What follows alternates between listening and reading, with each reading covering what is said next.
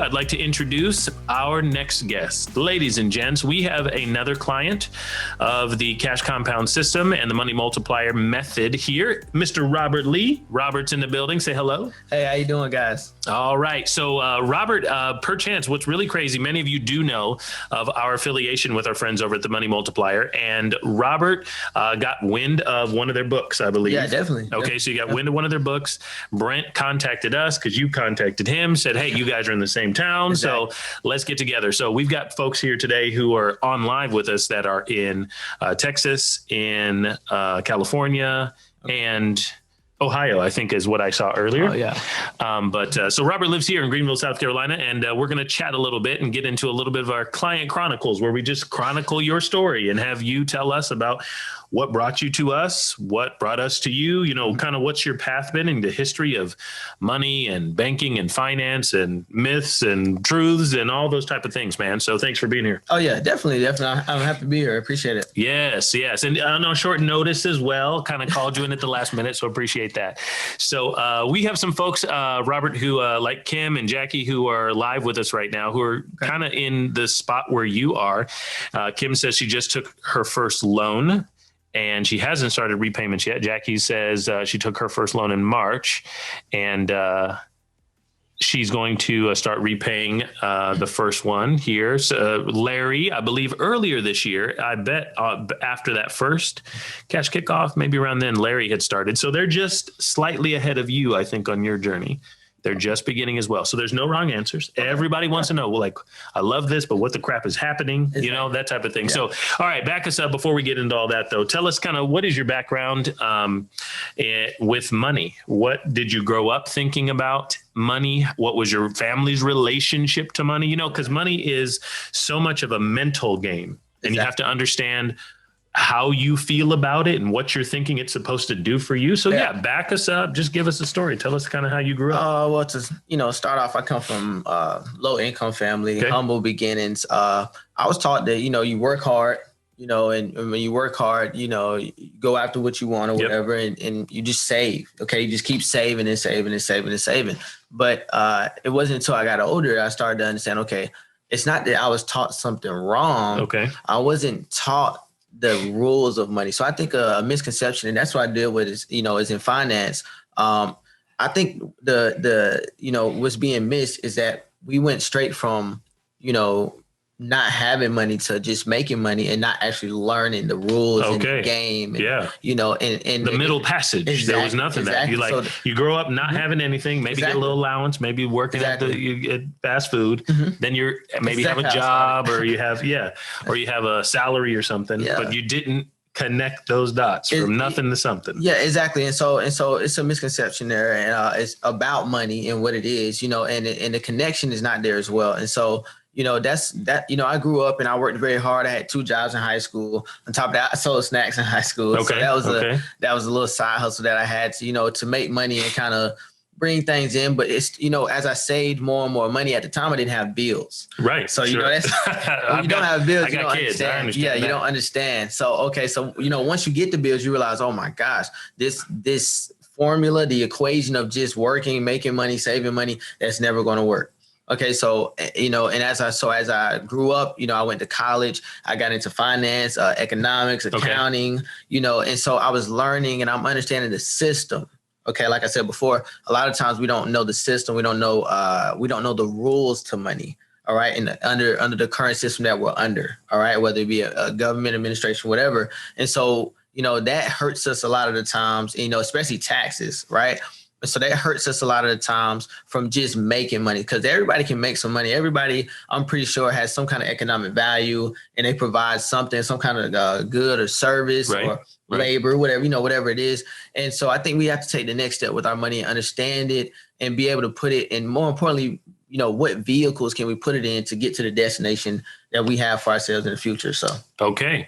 So at what point, if you're going through traditional schooling, you said you went to college as well, started taking classes on finance and economics. At what point did you think that what you were learning was different maybe than what you should be doing? Because a lot of traditional education courses don't teach anything about what we know now. So at what point was there a shift? So here's the shift for me is when I understood that I was learning how to keep rich people rich.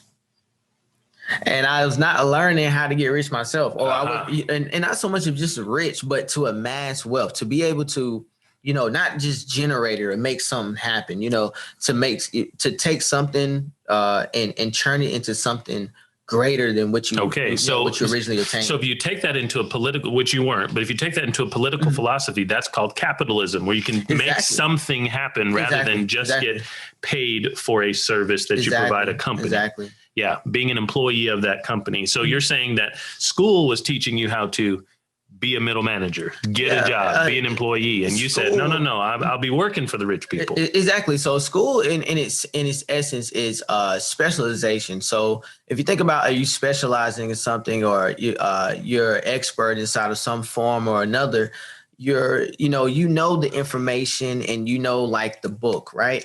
But do you understand the application of what you're learning? And so I think with entrepreneurs, and you'll see it a lot of times, even some people that just work a job, they have like something they do on the side, however you're generating some kind of an income or revenue, you'll see that people that take a hands-on approach, they just understand the application of something and knowledge, and they might have learned the hard knocks, or so to speak, without even having the traditional education. So that's what I had to understand is, okay, I'm understanding, I had to understand the difference between information and knowledge, right? So information is something that, it's something off of memorization. Yeah, facts. Yeah, exactly.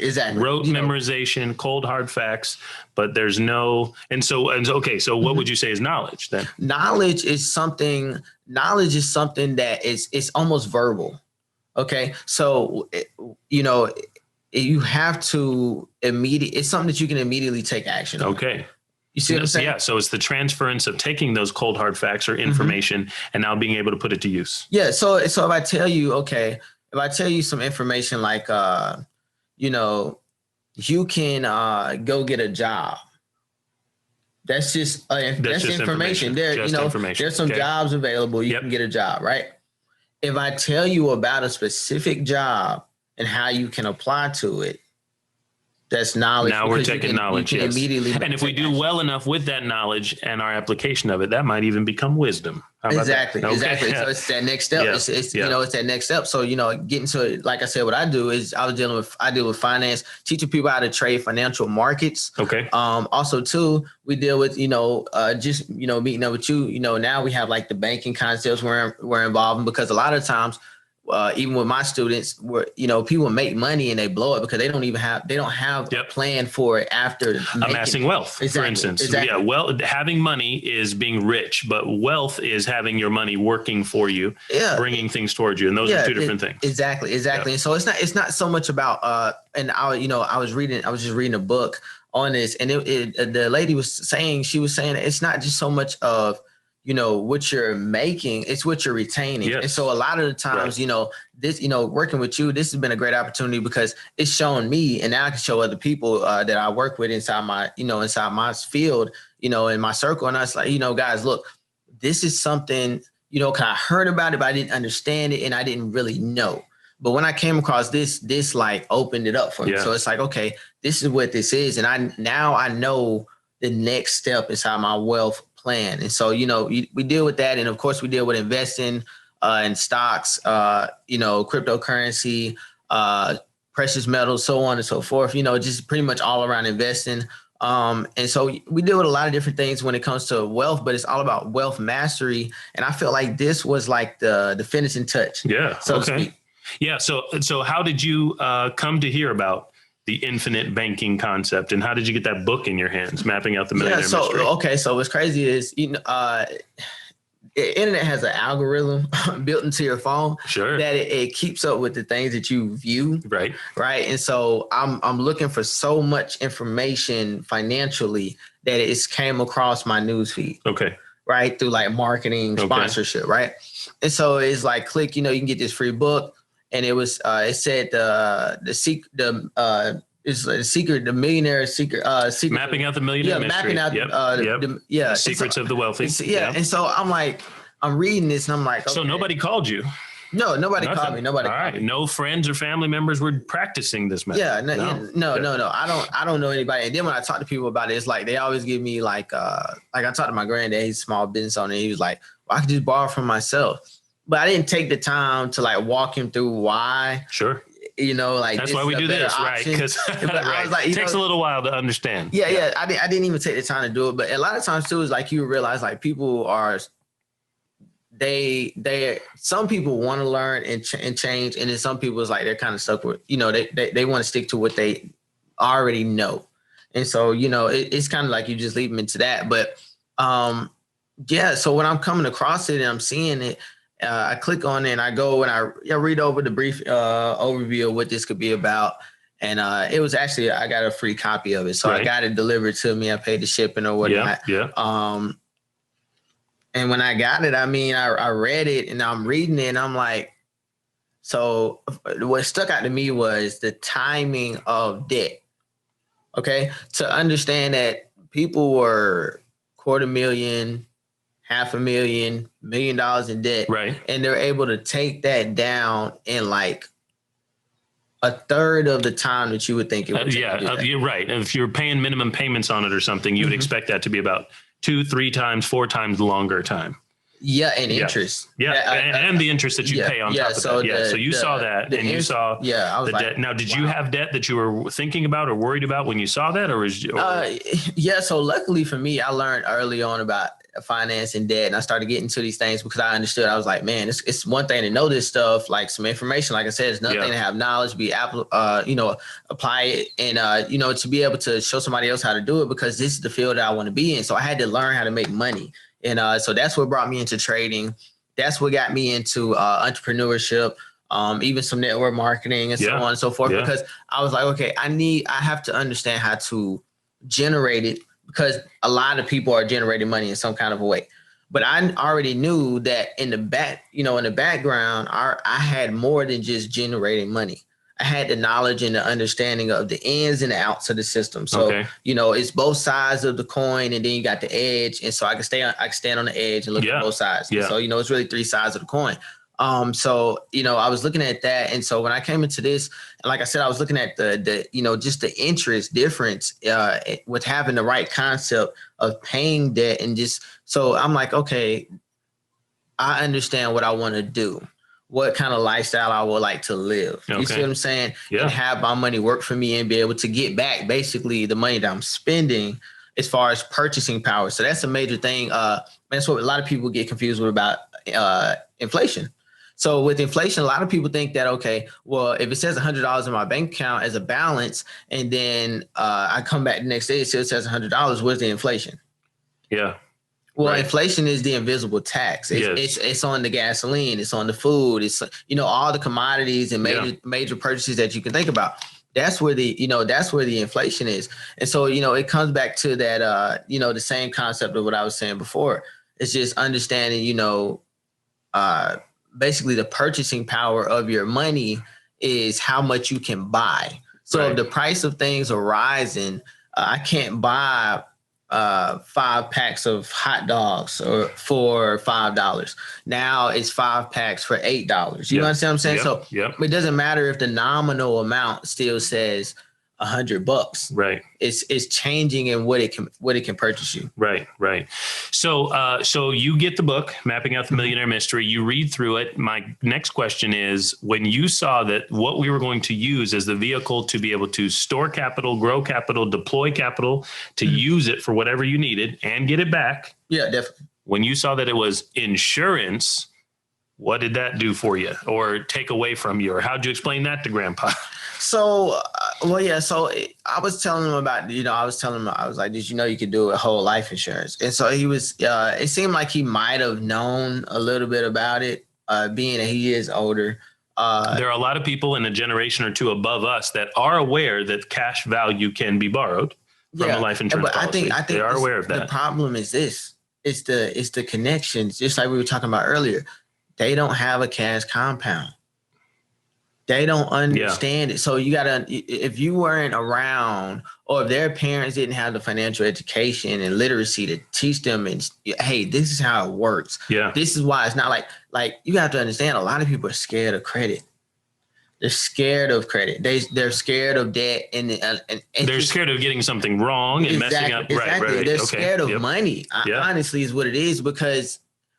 And it's not that debt, and because there's a lot of bad debt you can get into. It's a lot of things you can do wrong. There's definitely risk involved, but they're scared of money because they don't understand it. And so that's the same thing with him. He has a business. He's saying, well, I could just borrow from myself. Yeah, but when you borrow from yourself, you remove the compounding effect. Yeah. Okay, because you're taking from and then paying back, and you're still paying back interest that's not your interest. Right. And so I'm not going to break it down to him, because he's, you know how it is. Sure, I got there are things that you're not going to try to teach people who used to wipe your butt. Yeah, right. it's like, dude, they'll never see you. Sure. Seriously. So it's now a question for you guys out there. As we take a little bit of a pause, if you're still with us out there, hopefully we got lots of people still with us. So tell us, how did you hear about the infinite banking concept, about the cash compound? How did you hear about it? Did a family member tell you? Did you read a book or two? Of course, the main foundational book and Bible here for what we do is Nelson Nash's book, and that's Becoming Your Own Banker. We suggest the 5th edition, but there's also our partners, Chris and Brent, who many of you are aware of, or they wrote the Mapping Out the Millionaire Mystery. So have you guys read either of those books? Did you hear about this concept from social media? A friend? Did you see a live presentation? Originally, I had heard from a friend who was already not quite practicing it, but they had started a policy. And then I got Nelson Nash's book. So here's the next question. So where are you in your journey of policies? I already told everybody, gave them a little hint that you're just starting, but what did you see as the ability for you? Hey, you know what I need to do, and this is why, and I'm going to get started. Like, how did you come to that position and get started with a policy? Yeah. So how I got started is, like I said, Mapping Out the Millionaire Mystery. So when I read the book, I understood, okay, so they're saying this is kind of like, they're implying this kind of what you need to do. Yeah. This is how I can get in touch with them. Yeah. Because I kind of figured throughout the book, I was reading along, because when you're in finance and stuff, you see a lot of stuff like that's similar, and like it's not until you get to the actual end of it that they kind of tell you whether or not they're in that field, and you can get in touch with them. So I figured that's what it would be, and when I got to the end, that's what it was. Yeah. I saw that I saw Brent's information, and I saw the money multiplier, and I was like, okay, so I have a opportunity to do it the right way. Yeah. That's what crossed my mind. Okay. So that's exactly what it was. So had you been like Googling other things maybe and seeing other stuff and maybe I'll do it this way, or maybe I'll hook up with this group? Yeah. So you'll see like New York Life and all these different policies. And so I actually went to try to apply for them. Oh. But it's like, and when I'm going through it, it's like, this is too simple. It's not specialized for. Yeah. So when I was reading over the book, and I'm like, okay, if they're saying like the rider and so on and so on, I'm like, okay, so this is 5 different things that I'm writing all this stuff down. I'm trying to go over like a checklist of the 5 things they said you need to have for the policy. And I'm looking, I was like, okay, I can save myself all the time in the world and just go through them. Because it's like, it's going to be the same. But you're a researcher and you're a learner. You want to kick the tires and figure out, what is it I'm getting into? I always want to challenge what I've learned. Okay, so I that's what education is. I think that's another, like I said, it's not missing link for like connected. School. Learning education is great, but school messes you up because you stop asking the questions. Yeah. So school says right, wrong, boom. Yeah. But here's the problem. Think about how many. Think about all the inventions and all the innovation that was missed out, and how much further we probably could be if there weren't. If that wasn't the case, because you have to understand, people stop asking, is this right or wrong? And a lot of times we go back, especially in science and even in math, we'll go back and say, oh yeah, this person was wrong. We thought they were a genius. This wasn't right. Like a lot of people, about, Earth revolving around the sun, or the sun revolving around Earth, and all these, heliocentric, all these ideas that were challenged and then changed, even in the Constitution. But at the time, it was actually scientific, acceptable scientific theory. Exactly. So even though it wasn't maybe thought of as, it wasn't seen as fact, it was thought of as fact. And it turned out to be irrelevant information, completely wrong, completely backward. And I think that's how people are actually dealing with most, like you said, financial vehicles where they might store or try to use to deploy their money to actually be able to get the things that they want and utilize it. It's not even helpful or relevant places. I think in society, especially now, it's fact is anything that's most commonly thought of or accepted. Yeah, not actually true. It's just most commonly accepted. It's a herd mentality, and it's hurt people in the financial, especially what I do in financial spaces. Cryptocurrency, for example. You get this massive wave of adoption as far as media, and they're pushing this narrative of all these different things at one time. And then it's like, as soon as mom and pop gets in, as soon as the retail investor or somebody that's not knowledgeable or hasn't been in this space for so long, like I've been around 3 years to see the pumps and the dumps and the so on, and what's worth, where's the value. And so when they push this out to people, and it's like, they're telling you to buy an asset at a very, very high price. Yeah. And it's like, when they get in, the price just drops, because you have smart money selling on the uneducated money. Right. You see what I'm saying? Right. Just the people that don't know and understand that. So I think, like I was saying, this just, I think that, we need that. Like I said before, like my granddad, even with the policy, he might be old enough to understand that policy, but through enough propaganda, you're turned on to the things that can hurt you rather than help you. And so I think that's the thing. Like, I denied all my 401ks that was offered to me and stuff like that. So I was actually able to save or keep and see and spend a lot of my money. And I'm dealing with a guy now trying to help him out. He has like his 401k that like locked it up or whatever. And he borrowed some money from it at one point during the COVID. Yep. And, he's trying to pay it back, and he has to pay back before he can get any of his other funds. Oh, really? Okay. And he can't leave the company and all this other stuff. So it's like to put yourself inside that long-term position, not knowing what life could hold for you, is dangerous. And so I realized that at a young age, thankfully, and I didn't put anything into it. And so now I'm looking at this and I'm saying, this is going to be my way of retirement, me personally. Yeah. My way of doing it. And you can get to it, like you said, and the money's not locked away. You can get to it. You're not stuck to a company. You're not stuck to a time frame. You're not stuck to, you can utilize your dollars and the growth of those dollars whenever you like. Exactly. So like I was saying, like, people are afraid though, Jay. They're afraid of money. They're afraid of what they don't know. Yeah, sure, correct. Right. And we're trying to open those doors for them and open their eyes and put it on a platform where they can get to this information. Exactly. And, so they think about death. They don't think about living. Yeah, right. When they hear insurance, it's always somebody has to die, something tragic has to happen. And I was trying to explain to my mom, I was asking her, could I get one on? She just gave me this crazy look, like I'm plotting on her. I was really like, no, it's not about death. Yeah, it really is about living. But your friends, family, church, or charity, as my brother always likes to say, is going to be taken care of when you do die. You have to die anyway, but we're going to make sure that our life is worth living because we're in a financial sense, obviously. So exactly, and so that's why I see it as it's not about. I think about if you're taking a long term picture of it. I don't think you should even be worried about something that doesn't affect you, honestly. I mean, if you're thinking about like a death benefit or anything like that, you're not here. It's not going to really matter to you.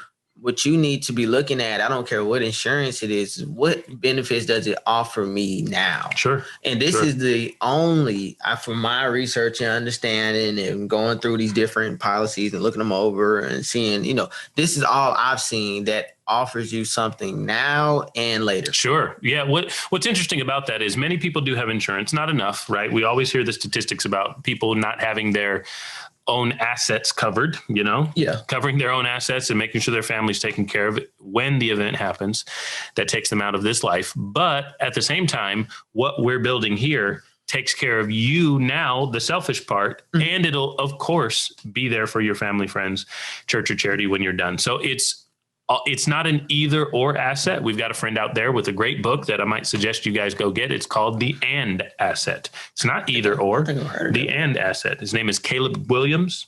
Great dude, great book. It's a white paperback book with orange and blue on the front cover, and I would suggest that as well. But it's the And Asset. So what you're able to do is what we call in one of our presentations that you'll see me do for folks on the reg is the save and spend method. We're going to show you how to save your money and spend it at the same time. Like, what else could you want? If you could put $1 in, as my brother showed you guys a little bit earlier, the bucket, and then be able to use $1 out of another bucket that doesn't affect your first dollar. And of course, everything you put inside bucket one gains interest, accrues for you, compounds over time, but you can still use bucket two. You're saving and spending at the exact same time.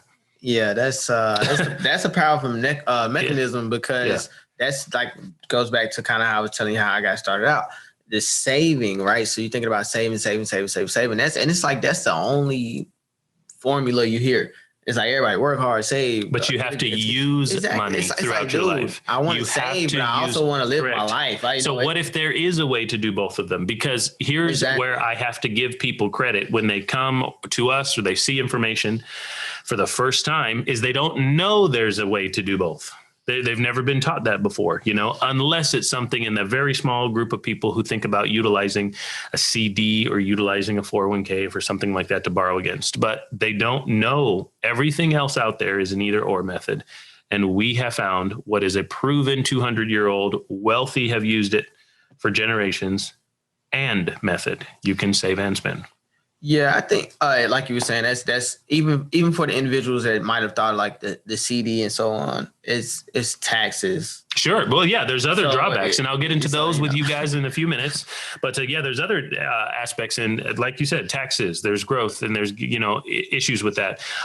Certain rates, and there's not a dividend that's going to compound on top of that. There's not a death benefit, of course, on a CD or a 401k. There's none of those things, So this is the asset that it allows you to do all of it. And so, okay, but let's stick to you for a couple more minutes here as we transition a little bit toward what I'm going to give you guys in a few minutes here, and throw out any other questions that you have. We just wanted to make sure during this time that you have an opportunity to meet folks that we work with and let you know that it's not just you out there. Everybody has their own unique financial situation. So when you call us and you're talking to Jonah on the phone, once you got started and you're going through some tools that he may have for you and he's building, asking your questions, it seems like you're in a silo and you're by yourself. So we wanted to introduce you to regular, real people out there who are working with us as well and utilizing this program to get whatever financial goals done that they have. So, Robert, a couple more questions. And one is, what is it that you're doing for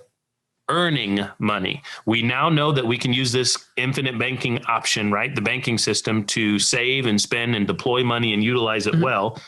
But we need to be in two businesses. And Nelson Nash said that all the time. You're in the business of earning money and you're in the banking business. And you're in the banking business, but get a little more specific and let people know what you're doing out there. Okay, Jay. And so exactly what I do is I run an academy, an online academy, and it's called Better Investments. And so what we do, like I said before, we teach people banking and finance concepts, working with the cash compound. Also, too, more than that, we get into financial trading. Like I said, stocks. You can trade cryptocurrencies if you like to, commodities. It's a lot, it's a lot of different things you can trade, and we have options and other things as well. Past that, we get into investing. So understanding the difference between buy and sell and actually long-term wealth, and understanding, okay, and as far as investing, why am I buying it?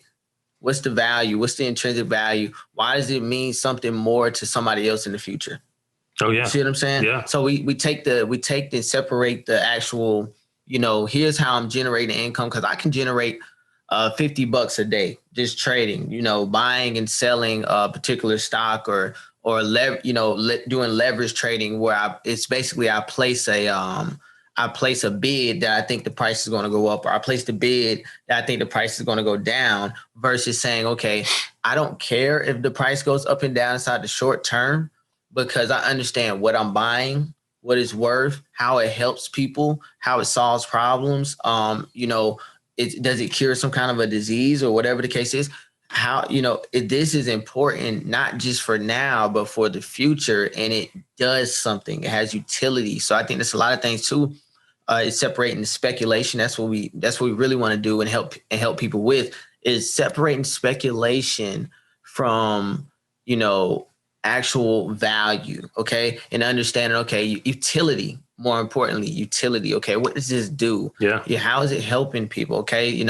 So it's a lot of things that you can get hurt, with buying or at the wrong time. Right.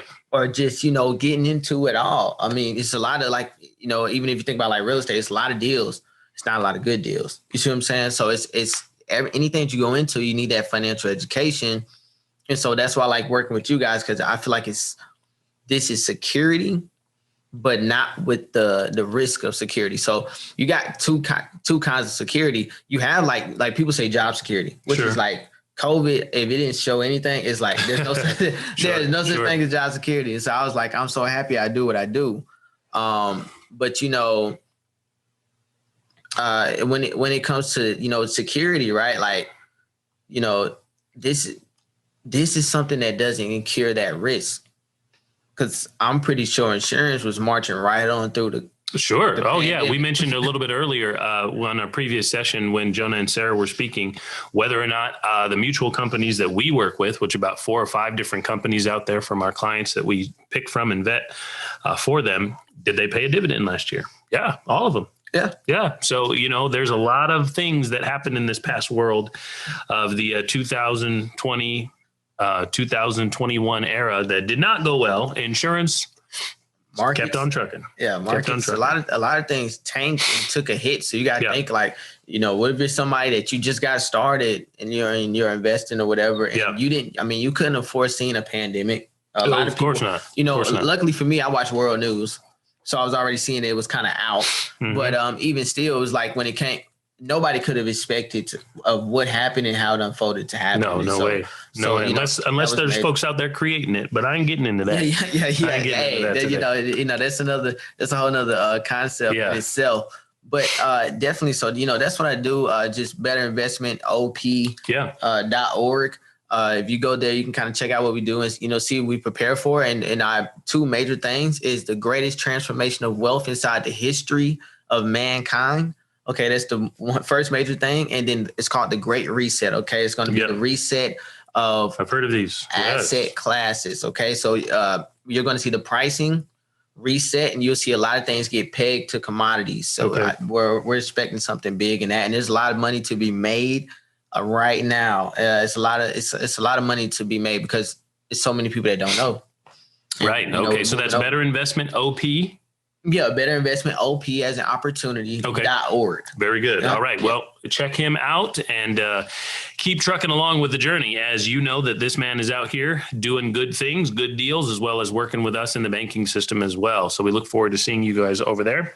Better Investment OP. So 1 or 2 more questions and then we'll be done. I'll cut you loose. Appreciate you being here today. So the question now is, what are some of your initial goals? A lot of people who are on our particular cash kickoff series, once they get beginning and started, are trying to hit this 1 or 2nd or 3rd goal, maybe in a 2-year time frame or 5-year time frame. What are you trying to accomplish with your first policy systems that you're setting up? So what I want to accomplish, with my first policy is just establishing my day-to-day expenses and being able to to have it set up to where I have the system of, okay, I spend and I'm paying back all of what I spend on my day-to-day, because I've already had written out, how much I spend in a month, to my policy, rather than me using my credit card at all or anything like that. And if, even if I were to use it,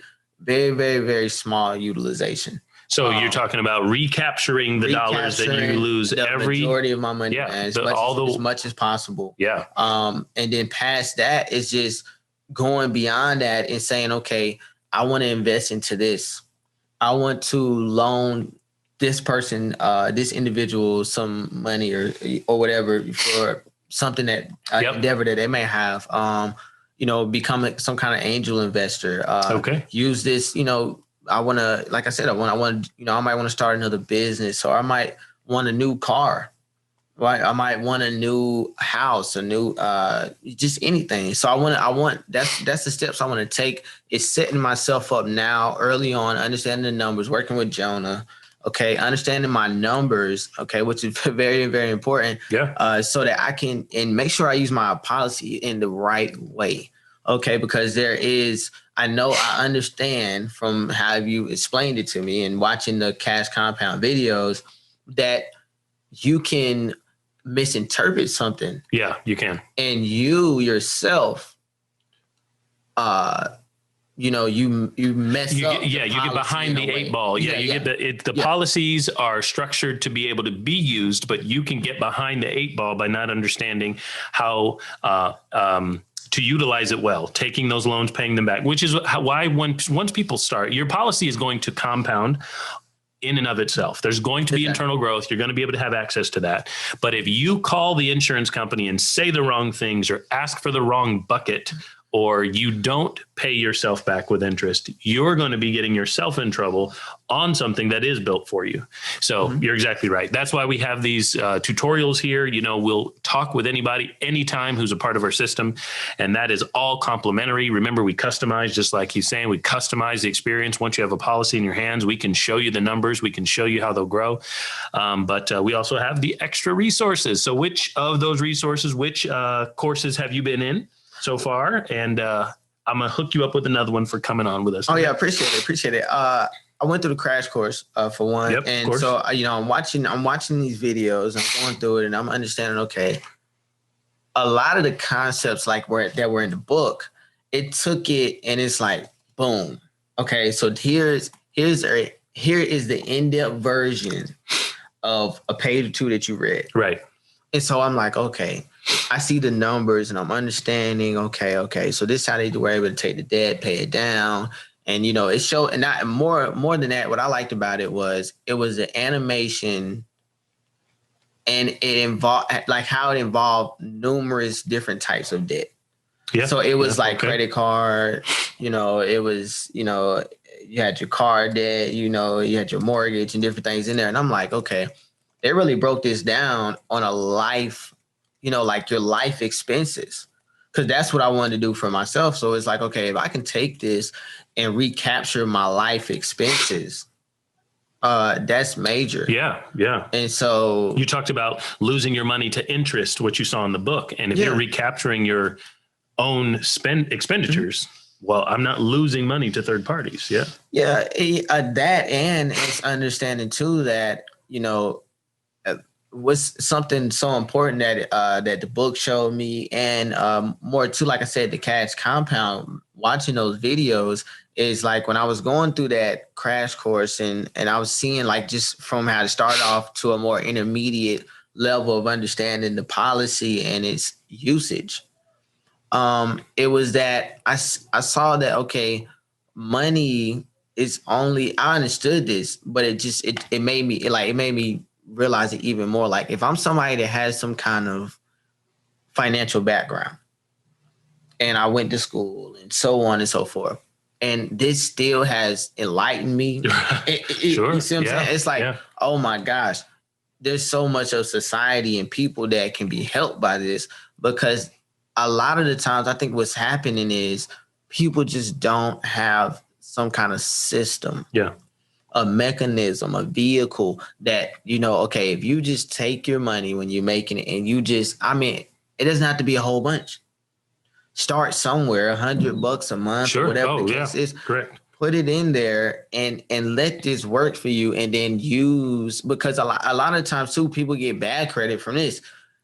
They borrow from someone, and because it's a company or whatever the case is, it's like, well, they're less obligated to pay it back, so to speak.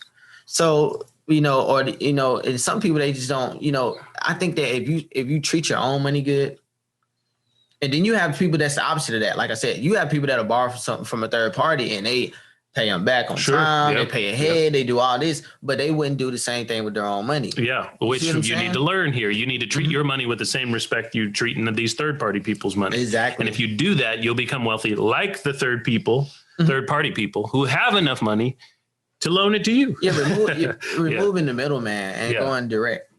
So that's what's major. Love it. Well, hey, Robert, appreciate you being here with us, man. Definitely. Coming on short notice as well. Look forward to working with you and your team a little bit more often as well. We've just started this relationship and we're getting you started with some policies right now. So ladies and gentlemen, jump in the chat. Let us know what you missed or what you need clarification on. I got a few direct messages during that session as well. Thanks again for Robert. You can look him up at Better Investment OP, betterinvestmentop.com. .com or .org. .com or .org. Okay. And in just a minute here, what I'm going to do is transition to some information that will get you guys in the right mindset as we conclude.